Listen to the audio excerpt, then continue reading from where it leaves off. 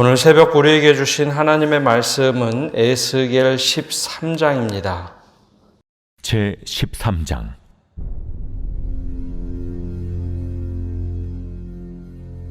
여호와의 말씀이 내게 임하여 이르시되, 인자야, 너는 이스라엘에 예언하는 선지자들에게 경고하여 예언하되, 자기 마음대로 예언하는 자에게 말하기를, 너희는 여호와의 말씀을 들으라. 주 여호와의 말씀에 본 것이 없이 자기 심령을 따라 예언하는 어리석은 선지자에게 화가 있을진저. 이스라엘아, 너의 선지자들은 황무지에 있는 여우 같으니라.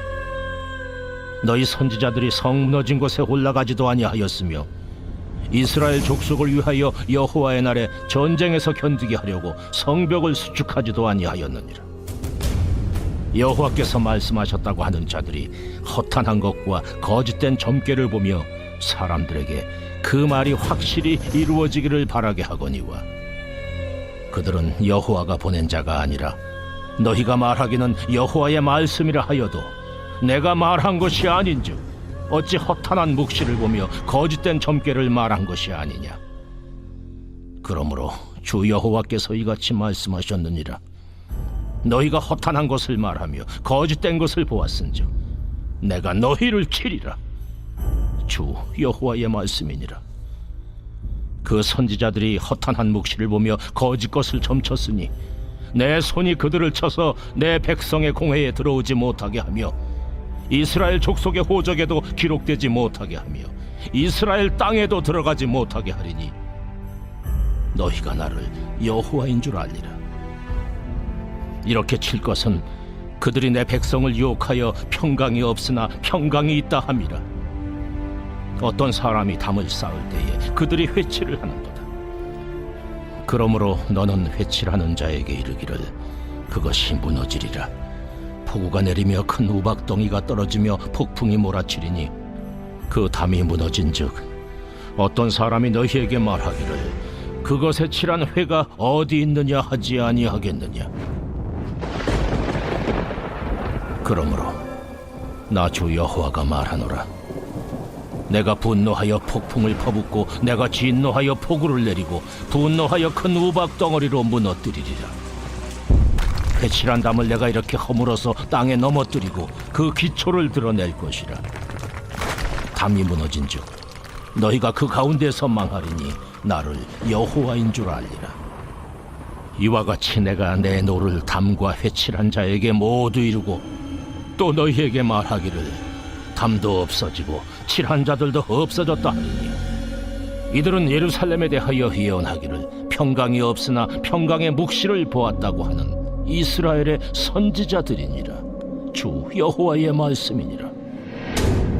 너 인자야, 너희 백성 중 자기 마음대로 예언하는 여자들에게 경고하며 예언하여 이르기를, 주 여호와의 말씀에 사람의 영혼을 사냥하려고 손목마다 부적을 꿰어매고 키가 큰 자나 작은 자의 머리를 위하여 수건을 만드는 여자들에게 화 있을진저.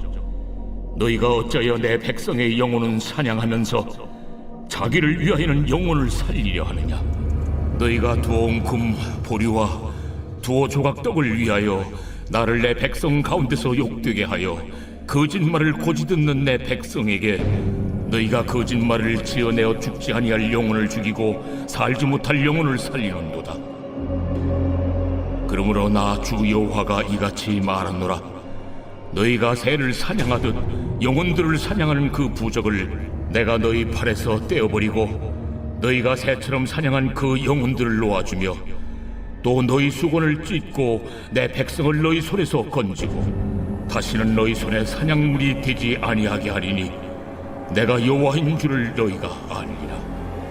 내가 슬프게 하지 아니한 의인의 마음을 너희가 거짓말로 근심하게 하며 너희가 또 악인의 손을 굳게 하여 그 악한 길에서 돌이켜 떠나 삶을 얻지 못하게 하였은즉 너희가 다시는 허탄한 묵시를 보지 못하고 전복도 못할지라.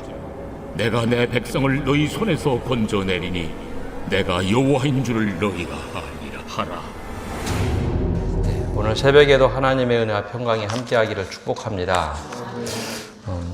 오늘 말씀에 보면 이제 거짓 예언자들에 대한 하나님의 심판이 이제 임하기 시작합니다. 이 지난 주에 이제 태풍이 왔다 갔는데요. 태풍 때문에 이제 여러 곳이 침수를 당했습니다. 우리에게 물이라는 것은 반드시 필요한데 그 물이 꼭 많다고 좋은 것은 아닙니다. 아무리 적은 물이라도 샘솟듯이 맑은 물이 끊임없이 조금씩이라도 나에게 공급이 되면 그 물을 마시며 살아갈 수 있습니다. 그러나 물이 나에게 엄청나게 많이 몰려온다고 해서 그 물이 다 쓸 수 있는 것인가? 우리가 홍수를 맞이하듯이 홍수에는 우리가 마실 물이 없다고 하죠. 그것과 같이 현대의 말씀도 그런 것 같습니다. TV를 켜도 라디오를 켜도 인터넷을 보아도 또 뭐 유튜브를 봐도 어디서든지 이제는 말씀을 들을 수 있는 홍수의 시대가 됐습니다. 그러나 그때 과연 나는 어떤 그 홍수 속에서 물을 찾고 있는지, 나에게 평안을 주는 말씀을 내가 추구한다면 내 마음에 평안을 끼치는 말씀을 가지고 살 테고, 나에게 변화를 주는 말씀을 듣는다면 내 삶이 변화되는 삶을 살 겁니다. 근데 의외로 사람들이 내가 변화되는 것보다는 내 마음에 평안을 주는 것, 내가 어떻게 하면 안위할 수 있는가, 그것을 더 선택하더라라는 것이죠. 근데 이걸 과연 옳은 것인가? 오늘 말씀을 보면 거짓 선지자들에 대한 이야기가 나옵니다. 하나님께서 거짓 선지자들을 심판하시겠다. 이 거짓 선지자들이 그럼 어떻게 활동을 했을까요? 북이스라엘이 무너지고 남유다가 막 무너지자 수많은 선지자들이 나타나서 예언을 하기 시작했습니다. 나라가 망해가는 모습을 보면 과연 어떤 예언을 하는 것이 옳은 것일까요? 우리 생각에 나라가 지금 막 위태하다. 그러면 우리 생각에 당장 떠오르는 것은 어떻게 하면 사람들의 마음을 위로하고 어떻게 사람들 마음을 잘 달래서 이 위기를 극복할 것인가, 거기에 초점을 맞추게 돼 있죠. 그렇게 거짓 선지자들도 똑같이 나타났습니다. 불안과 위기에 처한 백성들에게 현실을 직시하는 사실에 대한 예언을 선포한 것이 아니라 비록 거짓일지라도 위로를 선포하기 시작했죠. 괜찮을 거다. 동일하게 두 가지 메시지는 다 선포되었습니다. 이사야나 예레미야나 우리가 보고 있는 에스겔처럼 현실을 직시할 수 있는 예언을 했지만 사람들이 거기에 귀를 기울이기보다는 당장 절대 망하지 않을 것이다. 하나님은 우리를 붙잡고 계시고 우리를 보호하고 계시니 우리 절대 망하지 않을 것이다. 그래서 백성들은 거기에 열광을 했고 정치 지도자들은 그 이야기를 듣고 나서 이 사람들이 진정한 선지자다라고 하며 그들을 추켜 세워줬습니다. 그래서 오늘 뒤에 나오는 말씀을 보면 안에는 완전히 썩어가지만 겉에는 회칠한 무덤. 사실 우리나라 문화에는 이 회칠한 무덤이 없습니다. 우리나라는 잔디를 아주 이쁘게 씌우는 봉분의 묘인데요. 서양에 가면 무덤을 반듯하게 대리석으로 바르고 그 위에 하얀 회분을 칠합니다. 딱 보기에 아주 이쁘게 깨끗하게 만들어놨죠. 근데 안에는 썩은 무덤이기 때문에 종종 예수님께서 회칠한 무덤이다라는 이야기를 합니다. 안에는 부패하고 썩었으나 겉에는 번지르르하게 보이는 무덤.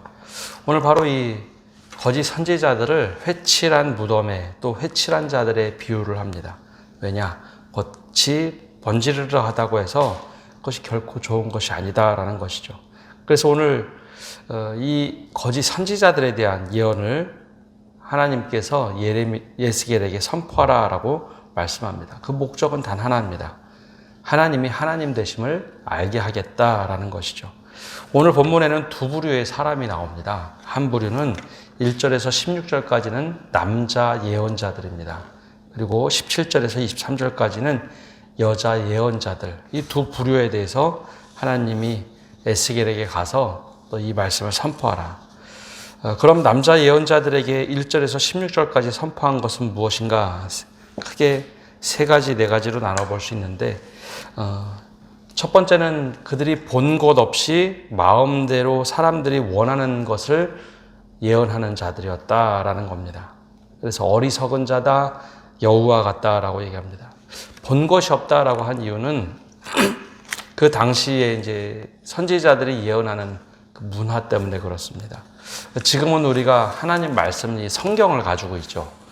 지금은 이 성경책을 가지고 우리가 예언의 말씀 또 묵시의 말씀들을 봅니다. 근데 당시에는 성경책을 가지고 있던 시대가 아닙니다. 성경책은 아주 소수 제사장들 혹은 다른 사람들이 가지고 있었고, 당시에는 파피루스라는 곳에 양피지에 성경을 기록했기 때문에 대부분 예언자들은 직통 계시를 받았다라고 했습니다. 근데 이사야, 예레미야, 에스겔을 보면 공통점이 있었는데 하늘의 어전 회의를 볼 수 있었던 특권들이 있었습니다. 하나님이 부르셔서 환상 중에 어전 회의를 보도록 하셨죠.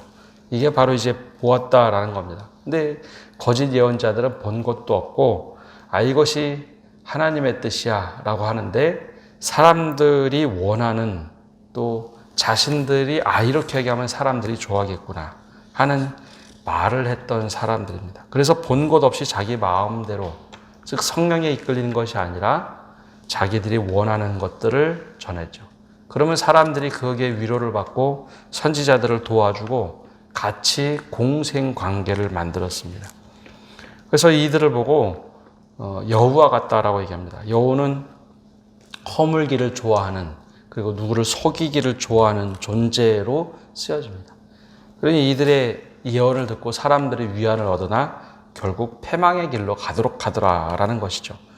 두 번째는 그들의 원래 예언자들의 역할은 파수꾼입니다. 성벽에 올라가서 파수꾼처럼 앞길을 예언해 주면서 바르게 살아야 된다. 파수꾼의 역할인데 이들이 그런 역할을 아예 하지 않습니다. 직접 실천해 보지도 않고 대충 그럴 것이다 라고 말하는 것이죠. 마치 자신의 생각을 하나님의 말씀인 양 선포했습니다. 5절에 보면 이렇게 나오죠. 너희 선지자들이 성 무너진 곳에 올라가지도 아니하였으며 이스라엘 족속을 위하여 여호와의 날에 전쟁에서 견디게 하려고 성벽을 수축하지도 아니하였느니라. 하나님께서 나라가 망할 것이다. 성전에 가서 예배하고 성전에 들어가서 어떻게 해야 될지 예언자들에게 말씀해 주셨지만 거짓 선지자들은 성전 예배도 드리지 않습니다. 성벽이 무너지더라도 야 그럼 빨리 가서 성벽을 수축해서 하나님의 뜻을 이루고 방어를 하자라고 해야 되는데 그런 일 하지 않고 자신들도 평안한 일들만, 가장 쉬운 일들만 하더라라는 것이죠. 결국 백성들을 망하게 하는 지름길로 인도한 사람들이 이 바로 거짓 선지자들이었습니다. 세 번째는 하나님의 말씀을 전하는 것 같은데 뒤로는 하나님의 말씀이라고 하면서 점괘를 보러 다니던 이들. 이 점괘라는 것을 현대로 풀어보면 가장 기본 속성은 점괘 왜 보러 다닐까요? 나에게 이롭게 해달라고 점괘를 보러 다니는 거죠. 즉 점괘의 기본 속성은 풍요입니다. 나에게 축복만 해줄 수 있다면 하면서 하나님의 뜻을 마치 복 주는 것으로만 다 해석하는 거죠. 우리에게 심판과 경고가 있고 잘못하면 회개해야 된다. 그것은 사라지고 축복만 해주고 복만 내려주는 것만 하는 거죠.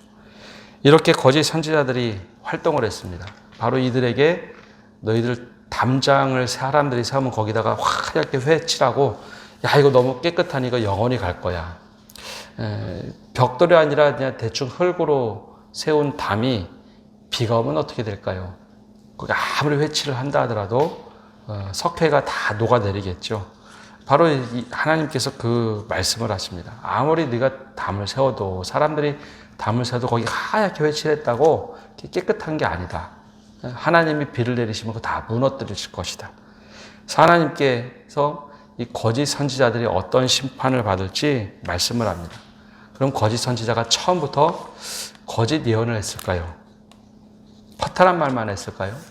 처음부터 끝까지 그들의 말이 다 잘못된 것이었을까요? 아니요, 그 가운데는 긍정적인 이야기도 분명하게 있었고 하나님의 뜻을 예언하는 부분도 없지 않습니다. 그러나 가장 중요한 예언 중에는 하나님의 뜻에 거슬러서 하는 이야기였죠. 위로에 초점이 맞춰준 겁니다. 그러다 보니 사람들이 그 말을 듣고 위로를 받고 변화가 되지 않습니다. 아, 우리 잘하고 있어. 우리 잘하고 있어. 결과적으로는 사람들을 무너뜨리도록 만든 것이죠.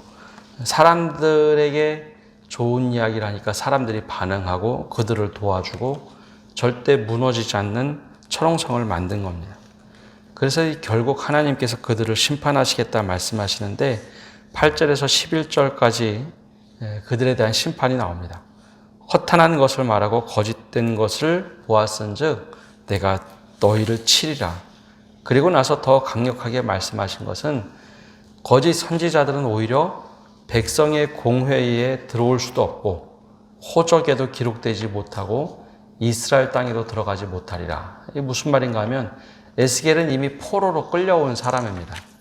포로로 끌려왔음에도 불구하고 거기서 거짓 예언을 하는 사람들, 야, 우리 조금만 지나면 바로 예루살렘으로 다 돌아갈 거야.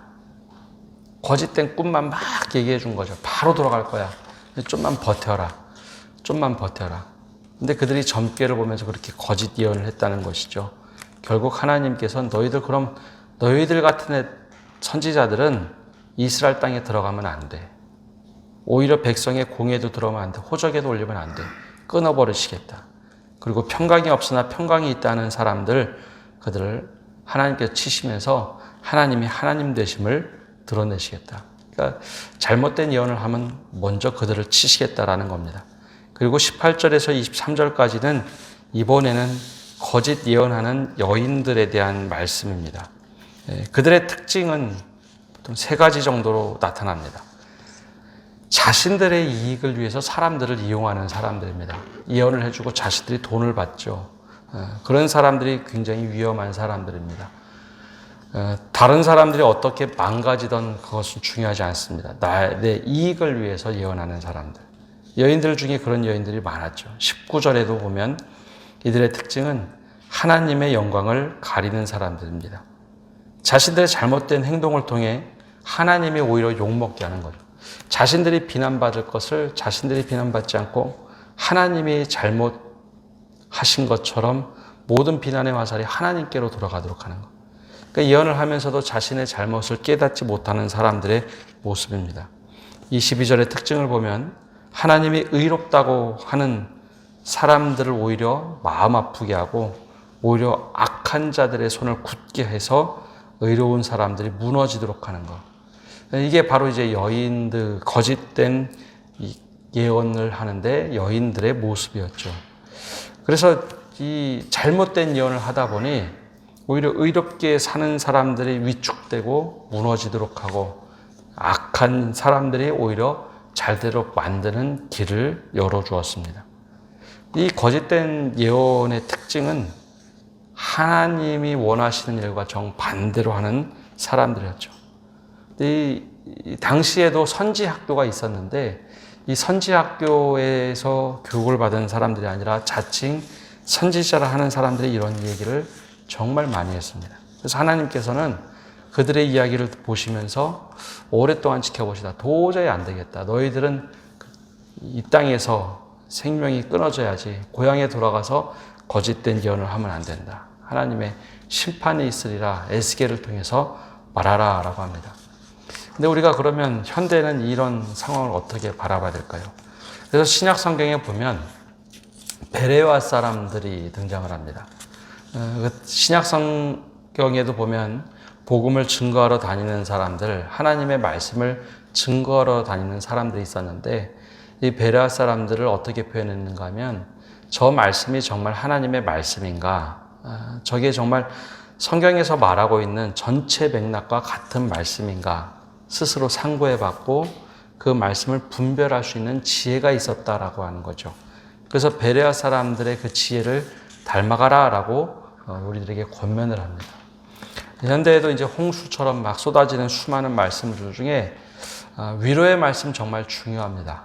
근데 위로의 말씀이 내가 위로를 받고 안주하게 하고 전혀 변화가 없이 마음에 찔림 없이 그냥 정말 좋다. 여기 초가 삼간을 짓고 주님과 모세와 엘리야와 함께 머물러 있도록 만드는 말씀이라면 그 말씀은 결코 좋은 말씀은 아닙니다. 말씀을 듣고 때론 불편하고 찔림이 있고 내 삶에 그럼 내가 어떻게 살아야 될까? 주님, 내가 그럼 어떻게 변화돼야 될까요? 바로 그 말씀이 정말 나를 변화시키는 말씀입니다. 근데 우리가 위로의 말씀, 듣기 좋은 말씀을 따르다 보니 현대의 특징, 자본주의 특징 중에 사람들이 많이 좋아하고 많이 몰리고 많이 따라가면 거기에 생명이 있다고 생각하는데 과연 그러할까? 구약 성경에 나오는 많은 예언자들의 모습은 전혀 반대로 얘기합니다. 나에게 정말 찔림 있고 정말 고민하게 하고 내가 정말 어떻게 사는 것이 하나님 앞에서 바르게 사는 것일까? 이 고민을 갖고 말씀을 들을 때 하나님께서 나에게 무슨 말씀을 하시는가? 바로 이 깨달음이 있도록 그 말씀을 붙잡고 살아가는 그런 말씀을 듣고 매일매일 고민하고 하나님과 씨름하는 그런 말씀을 자꾸 들어야 합니다. 오늘 새벽에도 우리가 말씀을 듣고 하나님, 내가 어떻게 살아야 될까요? 이 거짓 예언자들은 어떻게 분별할 수 있을까요? 이 고민을 가지고 또 하나님께 기도하는 성도 여러분 되시기를 바랍니다. 기도하겠습니다. 하나님, 오늘도 저희가 주님 앞에 나와 기도합니다. 특별히 에스겔에게 임한 말씀을 에스겔이 선포할 때 얼마나 자괴감이 들었을까요? 같은 선지자 계열의 사람들이 거짓 예언을 하는 모습을 보며 때로는 자신을 공격하는 모습을 봅니다. 하나님께서 분명하게 말씀하시듯이 우리가 듣기 좋은 위로의 말씀이 중요한 것이 아니라 우리를 변화시키는 말씀, 우리가 어떻게 하나님 앞에서 바르게 살아가야 될까? 정말 때로는 내게 괴로움이 되는 말씀을 들을 수 있는 귀를 허락하여 주옵소서. 거짓 선지자들이 선포하는 자신들의 이익을 위해서 또 금전적인 이득을 위해서 또 하나님의 영광을 가리는 그 모습을 보면서도 우리가 속는 이들이 너무나 많은데 그것을 분별할 수 있는 믿음을 주시고 하나님께서 무엇을 원하시는지 바른 믿음 가지고 하루하루 살아갈 수 있도록 힘을 주시옵소서. 아무것도 하지 않고 성전이 무너져도 성벽이 무너져도 가만히 있는 그들의 모습이 아니라 정말 어떻게 우리가 바르게 살아갈 것인가 몸부림치며 함께 믿음의 씨름을 할 수 있는 그러한 믿음의 선지자들 또 목회자들을 통해서 우리 교회가 다시 회개하며 일어날 수 있도록 은혜 내려주시고 우리의 심령이 다시 변화되도록 은혜 내려 주옵소서. 모든 것 주님께 맡겨드리며 예수님의 이름으로 기도합니다. 아멘.